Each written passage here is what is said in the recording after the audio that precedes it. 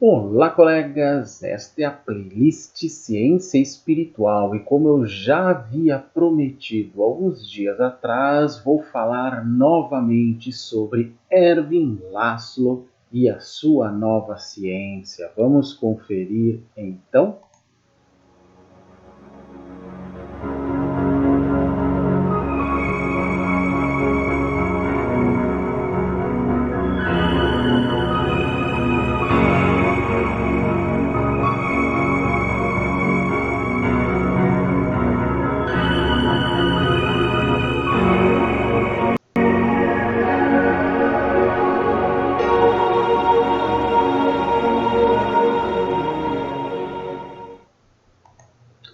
Muito bem, eu já falei sobre Ervin Laszlo, né, num vídeo, num episódio aqui da playlist Ciência Espiritual chamada Campos de Consciência, um bom tempo atrás já, inclusive vou deixar como tela final desse vídeo aqui para que vocês já possam complementar com o que vamos ver aqui.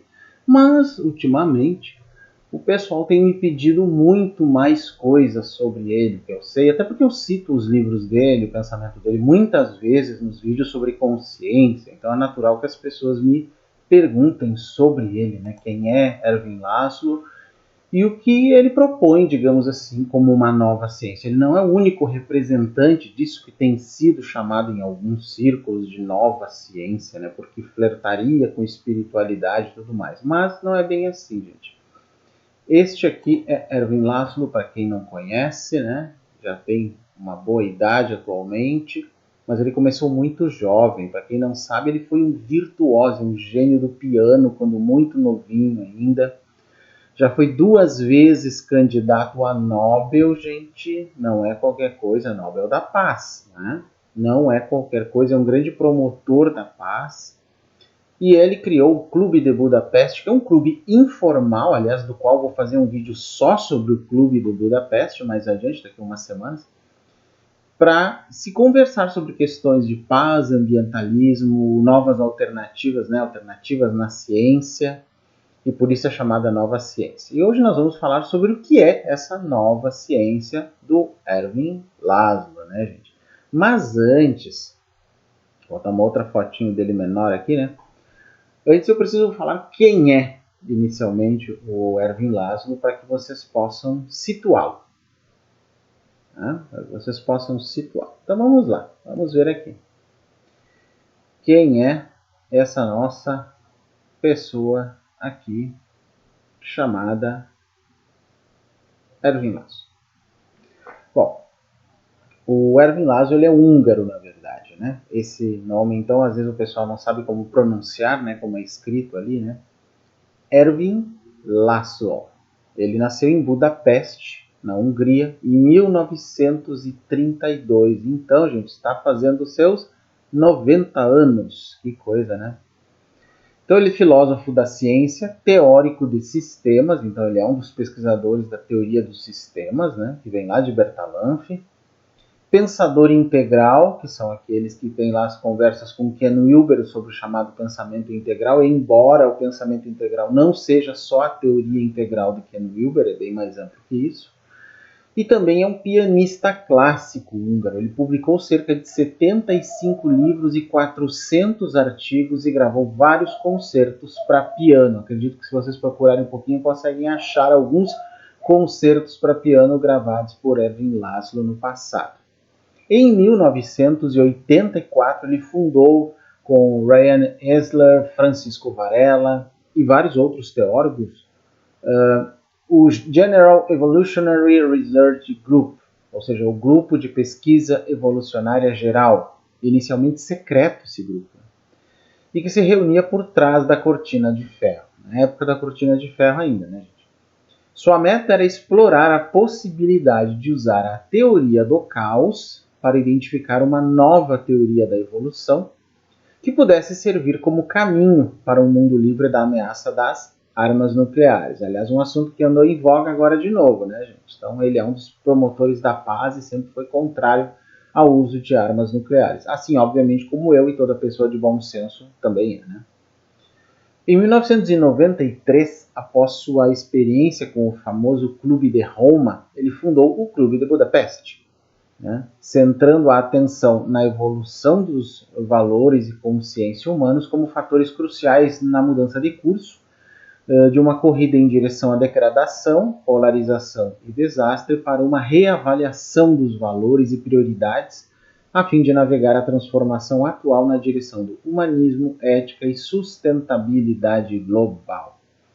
Ele publicou vários livros, né? A Lagoa dos Murmúrios, um guia para a nova ciência, do ano 2000, que foi publicado pela Europa América. A Ciência e o Campo Acástico, uma teoria integral de tudo, que foi publicado pela Cultrix em 2008 no Brasil. E um salto quântico no cérebro global da Cultrix. Tem também o Mente Imortal, que ele escreveu com Anthony Peake, e vários outros, que eu vou mostrando agora aqui. Então tem bastante coisa realmente, né, sobre esse material dele. Eu vou mostrar aqui, antes de tudo, alguns livros dele aqui. Vamos ver aqui.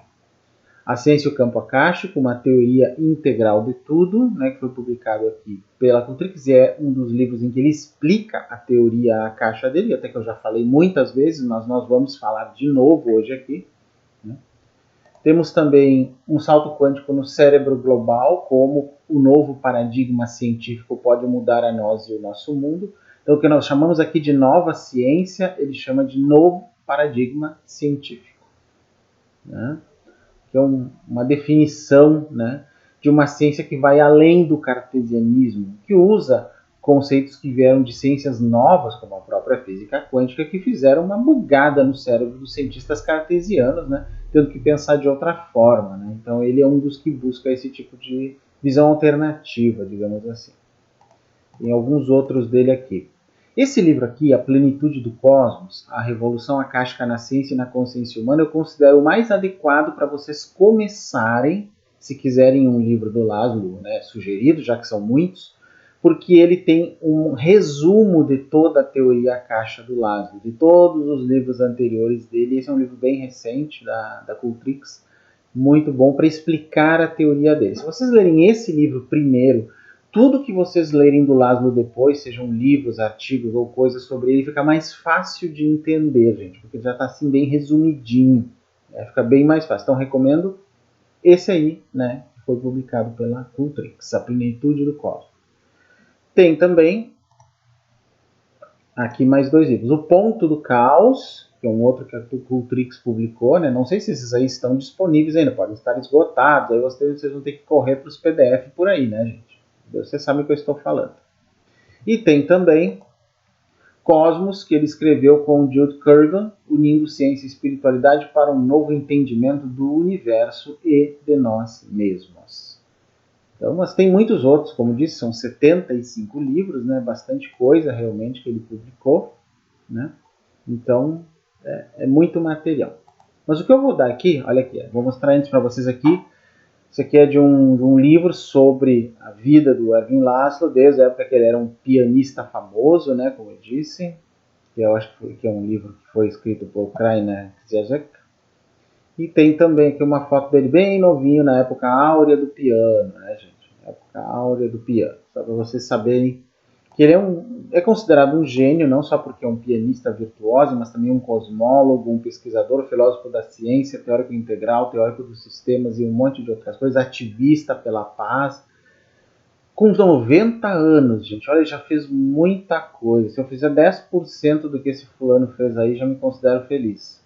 Realmente ele fez muita coisa. E muita gente se une a ele nesse processo. Isso vocês vão saber no vídeo sobre o Clube de Budapeste, que eu farei logo logo, e que eu mostro ali, inclusive, tentar mostrar na tela todos, ou pelo menos a maior parte das pessoas bem conhecidas no campo da ciência e da ciência alternativa que fizeram ou fazem parte do Clube de Budapeste, alguns já falecidos. Inclusive o Dalai Lama faz parte, né, um membro honorário do Clube de Budapeste, mas mais gente aí, só para dar uma ideia para vocês, né? Então agora eu vou começar a falar, vou colocar uma outra fotinho dele aqui que seja legal, vamos ver esse aqui, vou deixar um pouquinho essa aqui, daqui a pouco eu volto a aparecer para vocês. Algumas coisas sobre ele que eu acho que é importante que a gente coloque sobre sobre o Erwin Laszlo, para que a gente possa, né, situar aqui quem é essa pessoa, né, de quem nós estamos falando. Bom, como eu disse, ele já publicou mais de 75 livros, continua com uma produção incrível, gente, incrível, né? E não vai parar tão cedo, né? Se ele conseguir passar dos 100 anos, eu espero, né? Então, como eu disse, ele nasceu em 1932, já tem 90 anos, né?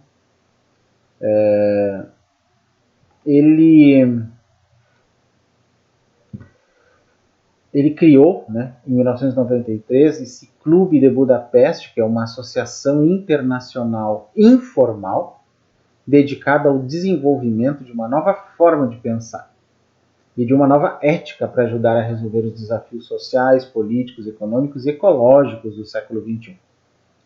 Em 2004 e em 2005, foi nomeado para o Prêmio Nobel da Paz, como eu disse antes, né? Ervin Laszlo, titular do mais alto grau da Sorbonne, que é o doutorado, né? É o receptário de 4 PhDs honorários e numerosos prêmios e distinções, incluindo o GOI 2001 Award, Prêmio da Paz do Japão. Então ele já tem mais de 400 artigos, cerca de 75 livros traduzidos para uns 20 idiomas, e hoje ele vive na Toscana. Ele não vive mais na Hungria, mas vive na Toscana. Vou ler um pensamento dele aqui, que eu até li esses dias num outro vídeo, sobre como ele entende a energia, para que a gente possa ir entrando na teoria dele aos poucos. Sabemos que as interações entre as coisas do mundo físico são mediadas pela energia. A energia pode adotar muitas formas. A energia precisa ser transportada por alguma coisa. Ela não atua no vácuo. Em vez disso, os cientistas estão agora chegando à clara percepção de que realmente atua em um vácuo, a saber, no vácuo quântico. O vácuo está longe de ser vazio. Ele é um plenum cósmico ativo e fisicamente real. Ele transporta não apenas a luz, a gravitação e a energia em suas várias formas, mas também a informação, mas exatamente a formação, que é como ele escreve a palavra informação, né? Para a maioria de nós, a informação são dados ou as coisas que uma pessoa conhece. Os cientistas que estudam a realidade física e a vida estão descobrindo que a informação se estende muito além da mente de uma pessoa individual ou até mesmo de todas as pessoas consideradas em seu conjunto. Como os antigos já conheciam e os cientistas estão hoje redescobrindo, a informação está presente no mundo independentemente da volição e da ação humanas. E é um fator decisivo na evolução das coisas que suprem o mundo real. A base para criar uma teoria de tudo é o reconhecimento de que a informação, é um fator fundamental da natureza. Então, como eu disse num outro vídeo, esse vácuo quântico que ele fala aqui, que é pleno, na verdade, que ele chama de plenum cósmico e não vácuo quântico, é nada mais nada menos do que o velho éter entrando novamente na física, gente. Aliás, vários físicos já denunciaram que a teoria do vácuo quântico é trazer o éter pela porta dos fundos para a física novamente. O mesmo éter que foi muito, mas muito criticado pelos cientistas no século XIX. Muito mesmo. Bom, esse conceito de informação, né, formação, é bastante interessante e tem bastante em comum com teorias da psicologia transpessoal, analítica, entre outras. Bom, esse conceito até pode esbarrar, segundo alguns, no conceito do inconsciente coletivo do Jung, né, que abarca a memória ancestral da humanidade, né, onde a gente encontra arquétipos, princípios universais e outras coisas, né? Mas isso pode ser uma visão ainda muito simplista da coisa, né? Segundo o físico, então, né, e cosmologista Ervin Laszlo, através de estudos científicos, percebe-se que tribos que nunca tiveram contato entre si compartilham informações. Em laboratório, pessoas demonstram a capacidade de transferência de impressões e imagens, principalmente quando possuem algum tipo de vínculo afetivo, ou até da mesma genética, algo que até o Rupert Sheldrake, criador da teoria dos campos morfogenéticos, também pesquisou. Aliás, ele foi um dos que mais pesquisou isso, né? Então, segundo uns, isso é muito análogo ao que o Jung descreveu como a teoria dos arquétipos e do inconsciente coletivo. Mas as conexões, na verdade, é o que eu penso, vão além disso, muito além. Podemos pensar a informação no sentido de algo que dá forma, estrutura e que compõe todos os tipos de sistema, seja ele do micro ou macrocósmico. Por isso Laszlo chama a informação de in-formação, que tem a ver com o formar, e aí ele cria também o verbo in-formar, informar. Significa criar, né, de certa forma, criar a forma, né? No sentido de dar a forma, de estruturar ou compor algum sistema. E nesse sentido que o universo é informação, segundo Laszlo. Eu digo isso porque as pessoas, quando leem Laszlo e não entendem o que ele quer dizer com o termo in-formação, elas dizem, o universo é informação, segundo Laszlo. E as pessoas tendem a pensar que ele quer dizer que o universo é só um conjunto de dados, né? Como a gente entende a palavra informação, e isso pode conduzir a muitos equívocos. Não, não é isso. É isso que eu estou dizendo aqui. É algo que dá forma, a informação, a in-formação, é algo que dá forma, estrutura e compõe todos os tipos de sistemas, gente. É isso que é o conceito de informação de Laszlo. Não tem a ver com dados. Né? Não tem a ver com dados como nós entendemos a palavra informação. Então, tudo é composto, né, de átomos, partículas, né? Então, essa informação é algo que organiza a matéria e suas diferentes faixas vibracionais. Então, tudo é composto de átomos, partículas, e a informação é o que diz como vai ser estruturada a energia que forma a matéria, seja em árvore, gato, humano ou galáxia. Isso se mistura muito bem, né, se coaduna muito bem com a teoria dos campos mórficos de Rupert Sheldrake, que diz que, no caso dos organismos vivos, alguma coisa, né, coordena a forma biológica deles e todos os outros fatores. Então, segundo Laszlo, é pela in-formação, uma propriedade do universo, que isso acontece. Ao que tudo indica, isso também ocorre com os pensamentos. Fato que são energia nesse sentido, né? Os elétrons que temos hoje são os mesmos desde a aurora dos tempos. Ou seja, um elétron que estava em uma estrela pode estar trafegando por você nesse instante na grande dança cósmica, enquanto a informação da matriz cósmica mantém a integridade da forma de cada coisa como conhecemos. E nos elétrons está toda a informação vivenciada pela estrela e agora, né? Agora é por você. Né? Vamos trocar essa fotinha aqui, vamos colocar uma outra para continuar falando sobre essa teoria a caixa do Laszlo. Então, a caixa, por que a caixa, né? Por que usou a teoria, né? A teoria dele é esse nome. A teoria dos campos acásticos, né? O campo A, como ele fala. Então, vamos ver qual é a descrição aqui. Então, a caixa é uma palavra sânscrita e ela significa éter. Né? O éter luminoso, um espaço que tudo permeia, que subentende-se na etimologia sânscrita que é luminoso. Então, originalmente significando radiação ou brilho, como eu disse, né? Na filosofia indiana foi considerado o Akasha o primeiro e mais fundamental dos 5 elementos. Os outros são Vata, que é o ar, Agni, fogo, Apa ou Apas, né, água, e Prithvi, a terra. E aí, Akasha é o 5º elemento, chamado também elemento mental. A caixa abraça as propriedades de todos os 5 elementos. É o útero do qual tudo que percebemos com nossos sentidos emergiu e no qual tudo acabará por voltar a descer. Tá? Bom, isso é muito interessante. Então, o tal campo akáshico, né, como chamado Akashic Record, é o registro de tudo que acontece. E é sempre duradouro. É o registro de tudo que aconteceu no espaço e no tempo. Em que sentido é registro? Não como dados como nós entendemos. Novamente eu tenho que alertar, né? Porque a gente tem uma visão aí da galera Nova Era Namastê Gratiluz de campo etérico, campo akáshico, que é muito menos científica do que a visão que Laszlo dá na teoria dele. Eles envolvem lá uma canalização de coisas que não tem nada a ver, até para dizer quem foram as outras vidas de uma pessoa.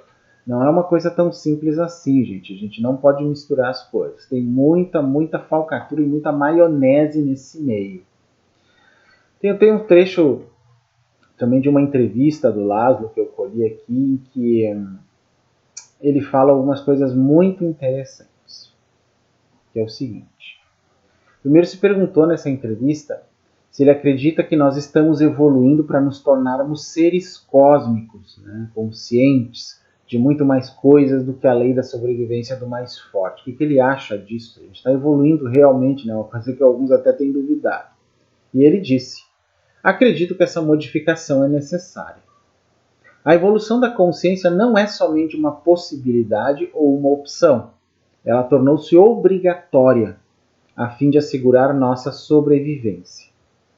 A consciência humana atual vai provocar o fim desse mundo, se continuar dessa forma, né, gente?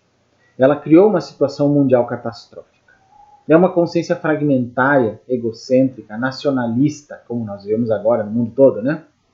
Orientada para o Ocidente e para a Europa em particular, e que nada tem de planetário. Olha que frase muito interessante e providencial no momento em que nós vivemos. Ela não possui ética e é incapaz de assegurar a vida de 6,5 bilhões de seres humanos. Portanto, sua evolução e sua mudança são obrigatórias. Acredito ver uma aceleração produzir-se nessa área, pois cada vez mais novos valores culturais emergem. Cada vez mais pessoas se dão conta de sua responsabilidade, da ideia de preservar o mundo e a humanidade, e do fato de que todos os seres humanos estão interligados. É um princípio budista do Pratitya Samutpada que eu falo, né, gente? A cooriginação interdependente ou originação coemergente, como eu falo. Tudo está interligado. Há quem diga que essa aceleração é provocada pelas energias de alta frequência que agem na Terra sob a forma de influências extraterrestres. Penso que isso seja possível, mas não temos provas científicas a respeito. Ou seja, Erwin Laszlo não cai na tentação da armadilha de ETs salvadores, de mudanças, né, dimensionais que o pessoal fala aí, de não sei que a Terra está não sei em qual dimensão agora. Ele, como um cientista, ainda que seja bem alternativo nas suas teorias, não cai nessa armadilha namastê gratiluz. Veja só. Aí ele continua. O que se pode afirmar é que aparecem cada vez mais novas formas de sociedade, o que é bom para o futuro, pois sem nova consciência não pode haver nova sociedade, e sem uma nova forma de sociedade não poderemos sobreviver nesta terra, né? Aí se pergunta aí se a gente pode medir essas radiações de forma científica, né? Se podemos medir essas influências exercidas sobre o planeta, né? De várias fontes nós ouvimos dizer que a frequência vibratória da radiação fundamental do planeta aumentou devido às radiações cósmicas primordiais ou ao aumento das radiações dos sóis. Existem várias teorias e muitas teorias conspiratórias nesse sentido, né?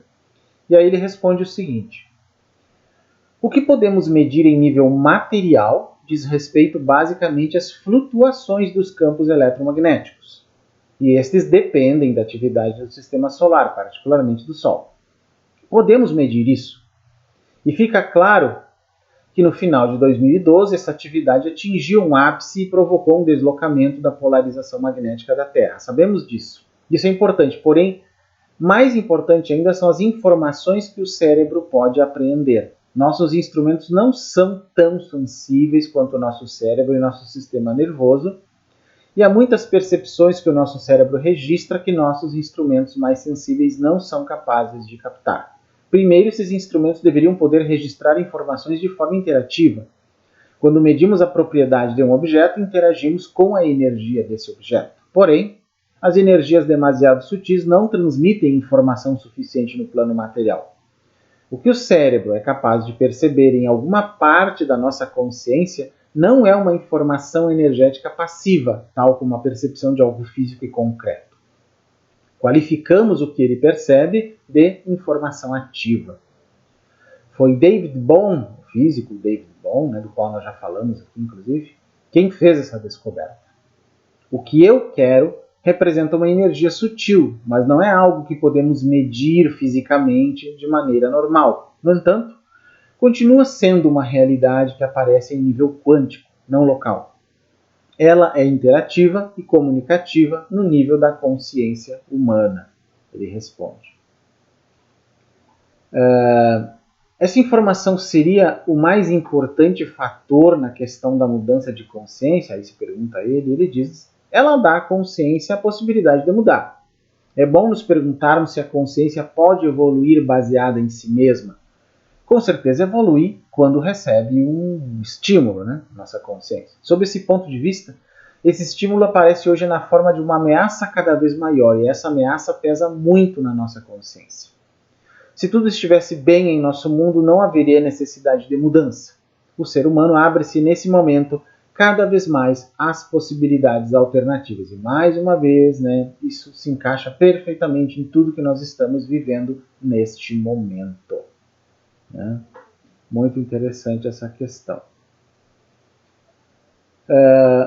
Ele continua aqui. Penso que uma grande parcela de informações não chega até nós simplesmente, né, porque passa pelo filtro de uma mentalidade ocidental e materialista condicionada pela pesquisa experimental. Agora ele faz uma crítica, né, à ciência ocidental. Não se deve ter um espírito tão científico.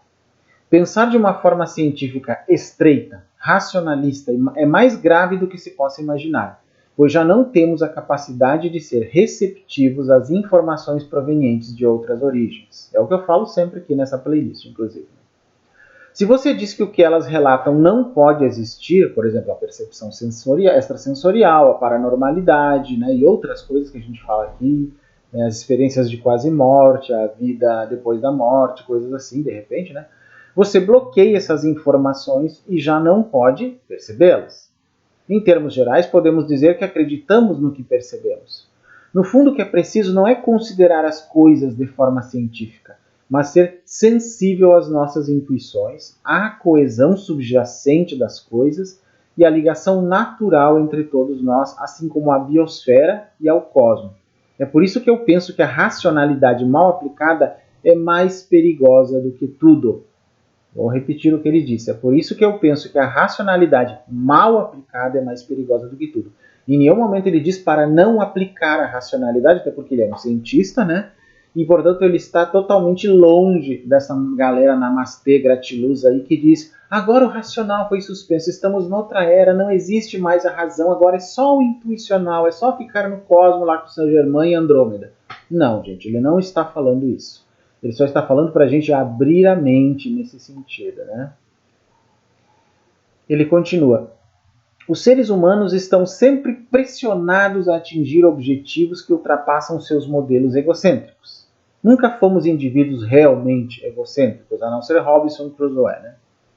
Fazemos sempre parte de uma sociedade, seja ela qual for. Ao longo da nossa história ocidental, o sentimento de comunidade foi sempre mais forte do que nos últimos 200 anos. Aliás, um eu se desenvolveu, uma personalidade cada vez mais individualista. A personalidade, a individualidade do ocidental aumentou muito na sociedade. Porém, tanto indivíduos como grupos que reconhecem e assumem suas responsabilidades são necessários. Um célebre escritor disse: o homem, como todas as coisas, forma um todo enquanto sistema organizado, mas é ao mesmo tempo parte de um todo maior. No momento presente, devemos integrar-nos numa comunidade, pois nossa comunidade muda. Né? Muda. Não somos somente uma família, uma tribo, uma cidade ou uma nação. Vivemos em contato com cada vez mais gente, formando uma comunidade global. Né? As trocas de informações em nível mundial pelos meios de comunicação modernos exercem grande papel nisso tudo. Nossa sociedade tornou-se pouco a pouco mundial. Isso é super evidente hoje em dia. Né? O problema é que ainda reagimos com uma consciência tribal, muitas vezes de tendência totalmente chauvinista, né? Em se tratando de uma cidade, de uma etnia ou de um país, baseamos-nos no princípio de que fazemos parte e que são os outros que ocupam o resto do mundo. Isso é bem típico do nacionalismo. Agora, isso já não é possível, porque tudo que fazemos se volta contra nós. O que fazemos aos outros, fazemos a nós mesmos. Para que vivamos numa comunidade como a sociedade mundial, devemos desenvolver uma espécie de unanimidade. Essa aldeia global nos diz respeito porque é a comunidade de todos os seres humanos, a comunidade de todos os que vivem nesta terra. E até certo ponto é uma comunidade que conhecemos muito pouco, a unidade de toda a vida no grande universo. Ela existe, mas não possuímos informações detalhadas a esse respeito. É fácil a gente imaginar, digamos assim, vamos fazer uma análise futurológica aqui, né? Que o ser humano saia do planeta Terra, colonize outros mundos, sei lá, quantos mil mundos no futuro. Cada planeta terá o status que tem uma nação hoje. O planeta inteiro, né, provavelmente. Cada planeta terá sua coesão, senão eles não sobrevivem. Né? E mesmo numa grande comunidade, digamos assim, que nós venhamos a ter de muitos planetas colonizados pela humanidade, provavelmente é o que vai acontecer. Cada planeta vai ter suas especificidades, mas ainda assim vai ser uma comunidade global. Nós temos que chegar nesse ponto. Nós estamos num ponto muito crucial no planeta, num ponto de caos ou de crescimento. Nós é que vamos decidir em conjunto se nós vamos adiante ou vamos fracassar aqui, né, gente? Aí se pergunta a ele, se fizermos a escolha certa, há a possibilidade de uma evolução levando a consciência individual a uma consciência planetária, talvez até mais longe, a uma consciência cósmica, né, como consequência até dessas futuras colonizações planetárias aí que eu falei, né? Que é uma pergunta muito interessante de se fazer, né? Porque não sei quanto tempo isso vai levar, gente, mas nós vamos precisar ter, né, essa conscientização se nós quisermos fazer alguma coisa. E o Laszlo responde, se sobrevivermos, se conseguirmos sobreviver, sim. Mas não é uma evolução ou um desenvolvimento automático. Não, para essa evolução não existe garantia, nada está garantido, né, gente? Seria uma questão de escolha que temos de fazer? Na qualidade de homens conscientes, temos o poder de julgar nossas possibilidades e fazer escolhas deliberadas. Portanto, podemos deixar de exercer uma racionalidade muito estreita fundamentada em nosso mental intricado. Devemos adquirir uma racionalidade holística, pensando na coesão de tudo no universo, no sistema vital inteiro onde existimos. Ele fala isso como teórico de sistemas e pensador integral, né, gente? Que a tendência desses dois tipos é pensar nos sistemas como eles têm uma propriedade emergente e no sistema holístico como tudo está interligado. São dois elementos aí. Né? Continua ele. O universo é uma totalidade viva que evolui sem cessar. É um todo coerente do qual fazemos parte. Mas se não o compreendemos, acontece então uma ruptura entre ele e nós, o que é muito perigoso, né, para nós e para o próprio planeta. Aí se pergunta quanto tempo ele estuda esse tema, né? E ele diz que já são 45 anos. O primeiro livro dele foi publicado em Haia em 1953. Aí ele continua. Após todo esse tempo, considerando-se que estamos nos aproximando rápido de uma situação presumidamente caótica, né? O senhor continua otimista em relação à mudança de consciência? Né? E ele responde, bom, como ela deve acontecer ainda é uma questão aberta. Tenho esperança. Não sou nem otimista nem pessimista. Tento continuar sendo um ativista. Gostei dessa história. Não vamos ser nem pessimistas nem otimistas. Vamos ser ativistas. Gostei dessa definição. Ou melhor, procuro a termo a palavra possibilidade. O slogan que acompanha, por exemplo, as eleições presidenciais nos Estados Unidos resume o meu ponto de vista. Podemos chegar lá.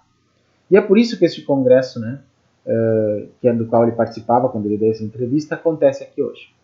Ele está voltado para o individual, o fator humano. Os valores individuais são a chave do negócio. Ainda é o que há de mais importante, pois a tecnologia e a política seguirão o fator humano sempre. É obrigatório. Einstein disse um dia, não podemos resolver problemas com o mesmo tipo de pensamento que deu origem a eles. Pode-se aplicar as melhores tecnologias. No entanto, se você permanece preso às suas antigas formas de pensar, apenas conserva a antiga cultura e o sistema ultrapassado e não muda nada. Tanto que falando sobre essa questão de uma massa crítica, né, que é necessário para uma grande mudança no mundo, ele diz, já nos encontramos em uma janela caótica, uma abertura no tempo. Acredito, consequentemente, que todas as escolhas críticas são possíveis. Devemos tornar-nos, sobretudo, mais conscientes da mudança climática, do aquecimento da Terra, é o que está mais visível atualmente. No entanto, falta resolver também os problemas concernentes às necessidades de alimentação e água, ao aumento das doenças, à superpopulação nas cidades e à pobreza. A mudança climática, pelo menos, já tem atraído amplamente a atenção da mídia, né? Então, já é alguma coisa. Mas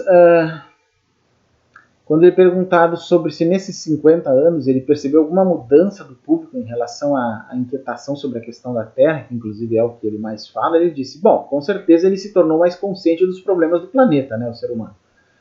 No sentido do primeiro impulso, que aconteceu em 1972 com o primeiro relatório do Clube de Roma, ninguém falou dos problemas planetários, apenas se falou da liberdade, da política, da justiça econômica e outras questões do gênero. Os problemas da humanidade não foram abordados, eles surgiram nesses últimos anos e foram colocados seriamente em evidência. Em relação a eles, podemos falar de uma progressão exponencial da consciência. Bem interessante isso, né?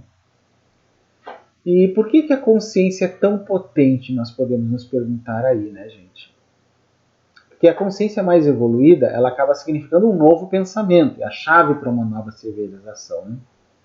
Uma nova civilização, então, é a chave para o bem-estar e até para a sobrevivência nossa, né? Então essa evolução se tornou uma condição prévia da nossa consciência, sobrevivência coletiva. Então, nós temos que ajudar a essa humanidade sobreviver. Ou seja, assim nós evoluímos a nossa consciência, digamos assim, né? Uma das formas de fazer isso, até segundo o Laszlo, não é a única, obviamente, tem coisas bem mais práticas, mas assim, do ponto de vista de desenvolvimento pessoal, é o chamado estado alterado de consciência. Introduzir os estados alterados de consciência, que são típicos de meditação profunda, de intensa oração, sincera e espontânea, é particularmente importante. Elas permitem que você experimente uma profunda unidade com os outros ao seu redor, bem como com a natureza. Então, nas culturas mais avançadas espiritualmente, né, esses estados alterados de consciência foram regularmente experimentados. E elas eram altamente valorizadas, né, essas formas de prática, incentivadas. E são acessíveis a nós, né, pessoas modernas ainda. Pessoas que estiveram perto da morte, né, a famosa EQM, né, em um acidente ou doença, voltaram a partir dessa experiência de estado alterado e começaram a ver a vida de uma maneira nova. Elas passam a ter uma nova apreciação da existência e reverência para com a natureza. Evoluem suas profundas preocupações humanitárias e ecológicas e encontram diferenças positivas entre as pessoas, seja na área do sexo, raça, cor, língua, convicção política ou crença religiosa, interessante e enriquecedora, né? Em vez de ameaçar, julgar e racionalizar. Essas pessoas que têm, né, esses estados, como ele fala. Pessoas que sofreram um estado profundamente alterado de consciência, né, diz Laszlo, percebem que não podem fazer nada para a natureza sem simultaneamente fazer a si mesmos. E que outras pessoas, em partes distantes do mundo ou de gerações ainda por vir, não vão separar-se deles. E seu destino não é uma questão de indiferença. Quando você se torna inteiro, você pode começar a fazer o mundo todo fazer sentido ao seu redor. Como você pode se tornar inteiro? Nós precisamos começar por nós mesmos, né? No crescente estresse da vida cotidiana, estamos perdendo contato conosco, com a natureza e com o que realmente é importante na vida. Em um ensaio escrito há 150 anos, intitulado A Vida Sem Princípio, Henry David Thoreau pediu-nos que nós tomemos consciência do momento de considerar a maneira em que nós passamos nossas vidas. Em nossos dias não podemos nos livrar da agitação de negócios, que é incessante, né, como Thoreau fez mais tarde, vivendo durante 2 anos em uma cabana na floresta, mas podemos reservar algumas horas e um dia ocasional para entrar em contato conosco, com a natureza e com aqueles que nos rodeiam. Esse é um primeiro passo essencial e no caminho para o crescimento interno, segundo Laszlo. Quando você fizer isso, já está a caminho, né, de uma evolução da sua própria consciência. E tem muitas outras dicas, obviamente, né, que ele vai falando nos livros dele. Se por um momento toda essa correria parasse à nossa volta, poderíamos fazer uma coleta de nossos pensamentos. É um pensamento que Laszlo fala num texto chamado A Interconectividade dos Pensamentos, a Dimensão Akasha. Tudo que você precisa é de um momento. Acontece com todo mundo e mais ainda nos ambientes urbanos e industriais contemporâneos, onde o ruído e a pressa ocorrem com maior intensidade. Quantas vezes você se encontra pensando: eu só tenho que ficar longe de tudo, longe da corrida louca das coisas, para abrandar e reconectar comigo mesmo, me reconectar com a vida? Isso? Essa necessidade de encontrar lugares e situações onde você pode ser calmo e claro é uma necessidade fundamental de toda a vida, né? Estudos em biologia macrocelular descobriram que se você colocar duas células de corações separados por pequena ou curta distância entre si e não tocá-las, elas rapidamente começam a bater em uníssono. Olha só que interessante. Elas começam cada contração, pulsando em seu próprio ritmo e muito em breve elas estão fazendo isso ao mesmo tempo, mesmo que não sejam tocadas. Mas se há distúrbios no ambiente, tais como os impulsos elétricos ou redemoinhos de água ionizada que fluem em torno delas, elas não vão sincronizar. Então, o que é que as conecta?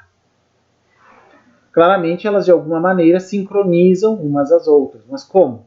É onde tem lugar a chamada dimensão akasha, que ele fala, que faz parte da teoria akasha dele, né? O que é essa dimensão akasha da teoria de Laszlo? É uma dimensão onipresente e sempre presente. Ela envolve e flui através de tudo. E tudo flui através dela, mas não apenas metaforicamente. Aí é que está. Então não é simplesmente uma metafísica, né? Isso significa que as coisas, estrelas, átomos, você e eu, continuamente fluem na existência por meio da ação ou ligação informações da dimensão akasha, que incorpora toda a existência e lhe dá estruturação, literalmente coloca em forma fenômenos e eventos. O que fazemos, quem somos e como somos está diretamente relacionado com o quanto e quão profundamente nós acessamos a tal dimensão akasha. Padrões de comportamento, de agrupamento social nos animais, muitas vezes demonstram níveis notáveis de coerência. Então, um cardume de arenque, por exemplo, um bando de estorninhos, uma manada de zebra, tudo pode agir como um só, com essa coordenação de vontade, uma coisa que a teoria dos sistemas explica. E a de Rupert Sheldrake sobre os campos mórficos também. E é tão uníssono no movimento que o grupo muitas vezes parece ser um só ser. Como esses animais se sincronizam uns com os outros com essa coordenação? No nosso mundo altamente racional, de praticidade e bom senso, nós, seres humanos, para nos aproximarmos, de performances semelhantes, firmemente coreografadas, chegamos a pensar que temos que treinar como artistas e atletas com alta qualificação por muitos anos. Mas agora estamos redescobrindo ou descobrindo que é possível sintonizar e fluir com tanta graça e facilidade. E, de fato, esse tipo de sincronização é tão altamente coreografado que se decompõe imediatamente se a equipe é convidada a participar de uma forma de sincronização livre ou em resposta às mudanças imprevistas no ambiente. Quem é praticante de esportes olímpicos em grupo sabe muito bem isso que ele está falando. Mas ao aprender a se soltar, deixar de buscar o controle de tudo o que está acontecendo dentro de nós e à nossa volta, somos capazes de cair na dimensão akasha, onde tudo é possível. Veja que interessante essa questão dele aqui. Mais especificamente, as possibilidades de uma dinâmica de coerência acabam ocorrendo. E quando grupos de nós estão coerentemente alinhados uns com os outros, podemos até mesmo experimentar o fenômeno da supercoerência. Interessante quando ele fala sobre isso. É tudo uma questão de se tornar disponível para os fluxos de informação da dimensão akasha.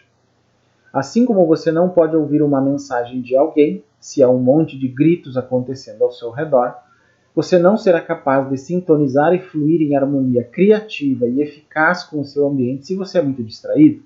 Você tem que tornar-se disponível. Como você pode se tornar disponível para os fluxos de informação da dimensão akasha?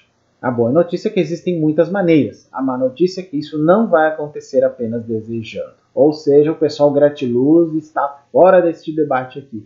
Não vai ser só desejando. É ao mesmo tempo a coisa mais simples e mais natural do mundo e ao mesmo tempo exige foco, atenção e, acima de tudo, prática. E não só aquela baboseira gratiluz, gente. E não, você não tem que se tornar um yogi para dominar esta, afinal os peixes e os pássaros já sabem como. É certo que a nossa mente não se desliga, algo que os cérebros de pássaros não têm que se preocupar. Estamos constantemente desordenando a nossa consciência com um fluxo de comentários sobre o que está acontecendo em nossas vidas a cada momento. Assim que refletirmos sobre o que está acontecendo, pensarmos sobre isso de qualquer forma, né? Não estamos mais em sintonia, não mais vivendo no momento, que é um processo bem não dual, na verdade. Nós estamos pensando sobre o que aconteceu, destilando em palavras e congelando o momento para que possamos refletir sobre ele. E isso é muita dualidade, gente. Isso nos coloca apenas atrás do presente, sempre nos aproximando dele, pensando em tudo o que acabou de acontecer, uma vez que está acontecendo, só isso. Mas se você pode desligar-se do que chamamos de mente de macaco, que é um conceito budista, inclusive, né? Que é parte de sua mente, que mantém a vibração constante em sua cabeça, comentando sobre tudo, então você pode começar a tornar-se mais disponível para os fluxos de informação da dimensão akáshica. Algo que pela meditação se faz. Ele está usando termos novos para dizer coisas que até o Buda já ensinou, gente. Acalmar a mente de macaco, liberando para o momento, né, sem a necessidade de fazer qualquer coisa com ela, apenas estar presente, totalmente presente, e em seguida permitindo que suas percepções fluam com o que surge em seu campo de consciência, é a prática. Isso tem muito de Eckhart Tolle também, né, gente? O poder do agora. 3 passos simples que você pode aprender a cultivar sempre por toda a sua vida. O resultado final é conquistar maior clareza com o que está acontecendo em sua vida, uma maior coerência consigo mesmo, com os outros, com a natureza e até mesmo com seus antepassados e aqueles que virão depois de você. Imagine que você é uma célula do coração, batendo no ritmo da sua vida. Você está ciente de todas as outras células ao seu redor, batendo em seus ritmos próprios. E se você soubesse que algo tão fantástico e incrível como um coração fosse possível, algo que poderia bombear grandes quantidades de sangue e animar um corpo inteiro, se você pudesse bater como um, esse tipo de supercoerência é possível para nós como espécie. Não apenas possível, mas absolutamente necessário. Se quisermos mudar o que está desconectando em nós, desconectado em nós, o desanimado e destrutivo individualismo estridente. A questão é, você está disponível? Que práticas você tem para levá-lo para um momento não reflexivo em que você está realmente presente para si, os outros, a natureza e para gerações passadas e futuras de todos os seres? Pois é, esta é uma questão importante do que se pensar, né? Bom, e o que é esse campo akáshico, né, que ele fala tanto? Aí ele responde algumas perguntas sobre isso. Né? 5.000 anos atrás, os sábios hindus, além dos 4 elementos, ar, fogo, terra e água, definiram um quinto que todos eles contêm, Akasha, matriz de toda a matéria e força no universo. Eu percebi que a ideia era que eu tentei definir o campo psíquico tão profundamente que mudou o nome. Hoje, muitos cientistas trabalham com ele. Então ele começou com uma ideia de um campo psíquico, e psíquico quer dizer mental, e batizou este campo, né, de Akasha, ou campo A, como ele diz. Seria um campo não dual, onde tudo acontece, né, e de lá vem o chamado campo manifestado, ou campo M, que é isso tudo que nós vemos aqui no universo. Tudo que é perceptível de alguma forma. De um modo ilusório, como eu já expliquei em vários vídeos, né. Aí quando se pergunta a ele se isso tem alguma base científica, se ele tem uma base científica, né, o próprio Laszlo, ele responde que sim, já publicou vários livros que mergulham nele. Né? O campo akáshico cria coerência entre os diferentes campos. O eletromagnético, o gravitacional, o nuclear, o quantum, o The Higgs, né, como se diz. Todos esses campos aqui que ele citou são campo M, campo manifestado. E explica os vários mistérios da ciência compartimentada, mas é incapaz de explicar, por exemplo, como organismos complexos foram transformados em outras espécies. Tudo é auto-organizado, segundo Laszlo. Muitos cientistas acreditam que o campo akáshico está envolvido na evolução do universo, que eu acho uma coisa bem interessante. E aí você pode perguntar, como que o universo evoluiu nesse caso? Ele responde, nascendo outro. O Big Bang é chamado agora o Grande Salto. O universo como o nosso vai se expandir até que ele comece a declinar e a se contrair a uma dimensão quântica. Então, toda a matéria no universo termina na cabeça de um alfinete. E em seguida a força de expansão é tão forte que ocorre uma explosão que cria novos universos. A informação gerada no primeiro universo é herdada pela segunda, da mesma maneira que um zigoto é a informação principal. O campo akáshico é holográfico. Informações de toda a imagem estão em qualquer lugar. Tudo está conectado e nada desaparece. Isso explicaria as propriedades dos átomos, as propriedades da energia, as propriedades das partículas, que acabam depois, se transmitindo a todo o resto das formações do universo. Isso explicaria, se esse campo akáshico é holográfico. Em um estado alterado de consciência, diz Laszlo, que podemos ter acesso a informação que não está no cérebro, mas é difícil de capturar, nós podemos conter todas as informações do universo. Ou seja, quando nós estamos em certos estados de consciência, alterados, ampliados, como queira entender, meditação, vários outros tipos de experiências que a gente pode ter, não duais, como eu falo, é possível que nós sintamos as informações de todo o universo. Só que elas não vêm de um modo racional, não poderia escrever sobre elas, mas é uma sensação de expansão. Como diz o Laszlo, o grande erro do mundo moderno tem sido de considerar tudo que você não pode ouvir, tocar e ver como sendo uma ilusão. É o materialismo, de certa forma. A realidade fundamental não é diretamente observável. Por exemplo, se eu jogar uma pena e observar como a gravidade funciona, não posso ver o campo gravitacional, apenas o efeito. Todas as forças da natureza estão na dimensão mais profunda e observam os efeitos. Baseio a minha teoria na física quântica, em observações biofísicas dos seres vivos, em psicologia transpessoal e na cosmologia, que estuda o multiverso. Então a teoria caixa dele é baseada em física quântica, a biofísica, como teorias do Rupert Sheldrake, que são muito semelhantes, tem muitas ligações, psicologia transpessoal e cosmologia do multiverso.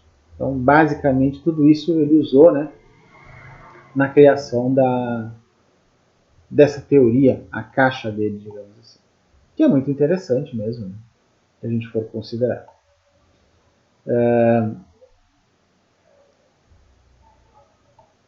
Vamos ver o que mais aqui nós temos do nosso amigo Laszlo para apresentar para vocês. Eu tenho, se eu não me engano, aqui uma citação dele.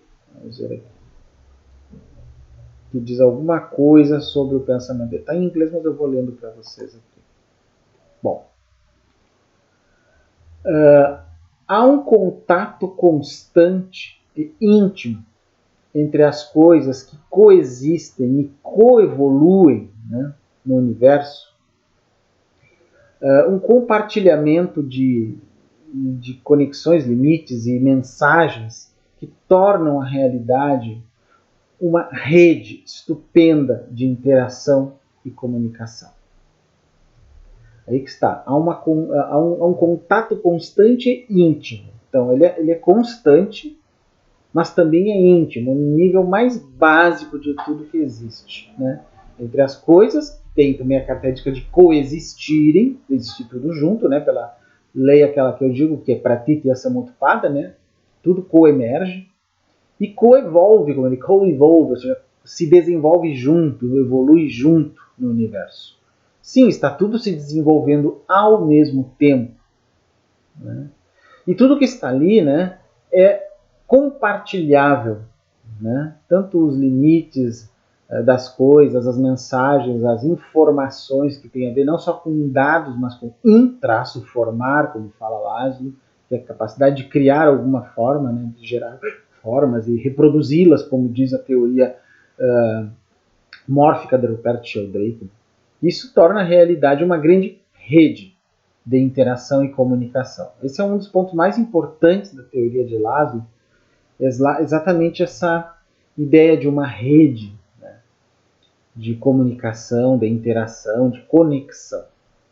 Então a ideia dele é que aí tudo vem de um campo pleno, que ele chama de akáshico, que é o mesmo campo não dual, que eu falo em vários vídeos sobre não dualidade, que seria um campo imóvel, ou seja, o movimento faz parte já do campo manifestado, do campo M, mas um campo imóvel, nesse sentido, mas do qual tudo flui, seria esse campo A. Então imagine um campo pleno, sem partículas definidas, um campo que a gente chama de partículas virtuais, ou um éter, uma coisa homogênea, digamos, seja a energia homogênea do universo, invisível para nós, que nós não podemos captar por nenhum instrumento, porque o instrumento seria feito de átomos, né? Então ele não pode captar o que está antes disso. Mas, por vários motivos que não vou explicar aqui, porque seria muito complexo, eles entram no universo, no campo M, e geram o que nós vemos, o que nós percebemos como sendo o universo, a nossa realidade. Né? Na verdade, isso só acontece quando esse campo homogêneo, né, dessas energias, digamos, sem movimento, se movimenta. Na verdade, o movimento dessa energia é que seria o que nós chamamos de partículas, subpartículas, ou a mínima partícula que gera matéria e tudo mais. Quando não se movimenta, quando para o movimento, ela desaparece do universo, porque movimento seria o ponto de ligação entre o campo ainda, né, pleno, que seria o campo A, e o campo manifestado, que é quando nós percebemos. Então, movimento é uma palavra aqui que tem que ser entendida de um modo amplo. Não é só uma coisa que se mexe, que eu vejo, mas pode ser o que eu ouço, que eu percebo, que eu sinto existir. Até algo que eu sinto existir, até o ser e o existir são movimentos. Então, esse campo A estaria além do ser e do existir. Muito além, usando uma nomenclatura não dualista. E toda a nova ciência do Erwin Laszlo se baseia nisso, porque nós temos um outro nível, né, parecido com o que já dizia David Bohm na sua teoria da ordem implicada e explicada, ou implícita e explícita, né, em que ele falava que na ordem implícita também nós não conseguimos captá-la, né, por motivos semelhantes. Há muita conexão. E obviamente que Laszlo estudou Bohm, porque ele citou num dos trechos que eu falei agora há pouco ali, né. Então é muito interessante ter essa visão desse cientista aí, que criou o Clube de Budapeste, juntando muitos cientistas numa visão alternativa, porque Laszlo, ele dá crédito às coisas da parapsicologia, ao paranormal, à percepção extrasensorial, à sobrevivência da mente, da consciência, à pré-existência da consciência, né, à ação à distância da mente, tudo isso ele considera uma possibilidade, né, considera sim. É um cientista muito aberto a essas coisas. E a rusga dele com a ciência convencional é por eles não quererem nem sequer pesquisar isso de forma séria. Então o que ele fez? Ele criou um clube para que as pessoas possam debater de modo informal essas ideias, né, em todo o planeta, e assim de alguma forma conectar esses dados. E até tem a ver com a própria teoria dele de conexão, né?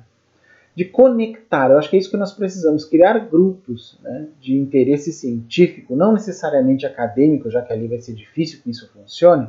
Eu chamo de para-acadêmicos, né? Eu chamo de paracientificismo ou para-academicismo, que é uma visão de ciência não feita necessariamente nas academias. Isso parece não só uma heresia, mas uma rebeldia. Como que você pode imaginar ciência sendo feita fora das universidades? Pois é, quem foi que determinou de modo autoritário que só ali se pode fazer ciência? Ah, mas se nós fizermos fora não vai ter controle, cada um vai fazer de qualquer jeito, vai ter muitas fraudes. Como se nos artigos científicos não estivesse cheio de fraudes, gente. É só vocês pesquisarem pela internet e vão descobrir vários casos de artigos que eram enviesados e tiveram que ser depois, muito depois às vezes, né, ser reavaliados e se viu que não era aquilo ali. E quem disse que por não estar dentro da academia isso também não pode acontecer? Esse tipo de correção. É a mesma situação. Quando nós colocamos uma revisão por pares bem ampla, não importa se esses pares estão dentro das universidades ou não. Isso vai descobrir falhas, né, e vai corrigir falhas. Eu acho que a questão é essa. Nós precisamos de grupos alternativos de pesquisa científica de modo aberto, que eu chamo de paracientífica e para-academicista, né? Em que coisas como a paranormalidade possam ser investigadas sem ser tornadas ridículas, sem serem consideradas ridículas. Mas também tem que ser um grupo cientificamente qualificado para não misturar coisas na namastê gratinusa ali no meio e daqui a pouco, ao invés do grupo estar estudando cientificamente alternativas que a academia não quer saber, está todo mundo ali só meditando no cósmico, fazendo oração para Saint Germain e dizendo que não precisa mais do que isso. Quer dizer, não, isso não vai ser um trabalho científico, gente. Isso é outra coisa, isso é crença.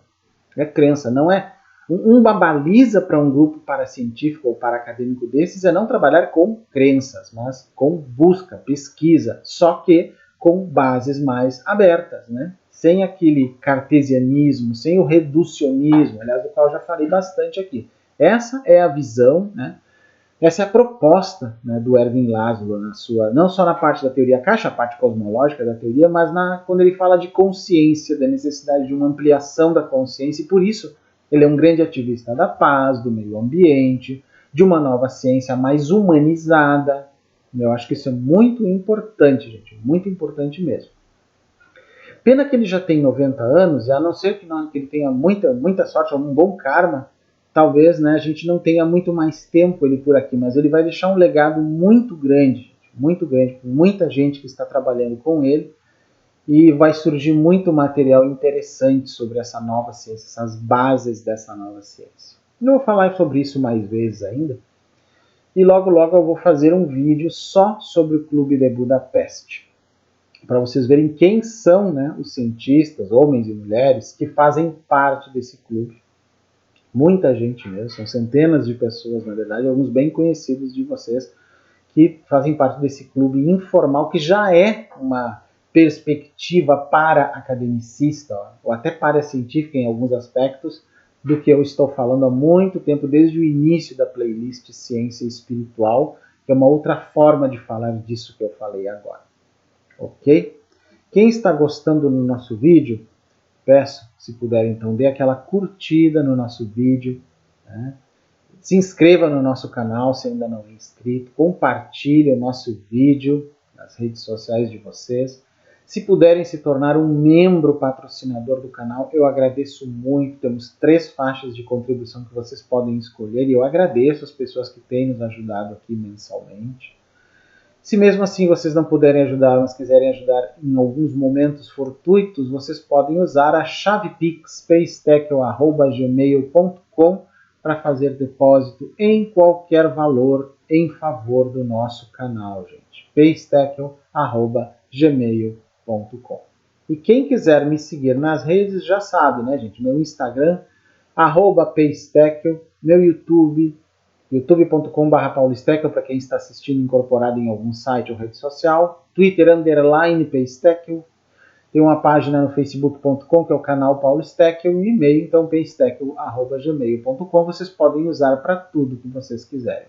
Sugestões, críticas, né? Para mandar algum material que vocês queiram, para perguntas inclusive, que é muito comum as pessoas fazerem pergunta por e-mail também, não só pelos comentários aqui, quando é um relato mais longo às vezes, né? Até de experiências paranormais e outras que as pessoas têm, elas me mandam muito por e-mail. Então fiquem à vontade para isso, pessoal. Ok? Bom, eu espero realmente que vocês tenham gostado demais desse vídeo, explicando um pouquinho desse pensamento, né, do Ervin Laszlo, já que eu fiz uma vez o Campos de Consciência, que é o primeiro vídeo em que eu falo disso, que se complementa com esse aqui, muito bem, por sinal, eu vou deixar na tela final ele, para que vocês possam assistir os dois, né, e não precisam ser na mesma ordem, pode ser esse e depois o outro, vocês vão entender um pouco mais sobre esse trabalho que o Ervin Laszlo, que felizmente ainda está vivo, né, tem feito. É isso, pessoal. E nos encontramos em algum outro momento com algum outro vídeo dessa nossa playlist Ciência Espiritual. Então, até lá, pessoal!